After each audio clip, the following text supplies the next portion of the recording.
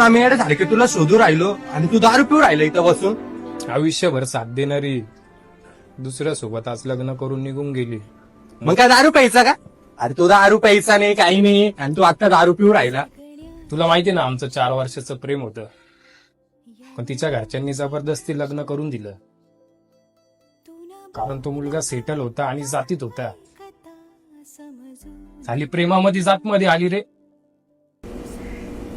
अरे पण तू कधी दारू प्यायचा नाही आणि तिच्या आठवणीत तू दारू पितोय, ती का वापस येणार का तुझ्या आयुष्यात? ती वापस नाही आली तरी तिच्या आठवणी वापस येतील ना. अरे तिला कोणी मोठ्याने बोललं ना तरी सण नव्हतं होत. तिला लेट यायची सवय होती.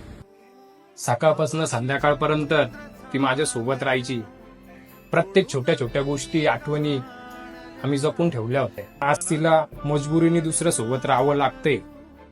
आयुष्यामध्ये ती सर्व काही करल, आई वडिलांचे स्वप्न पण पूर्ण करल. आई वडिलांसाठी तिने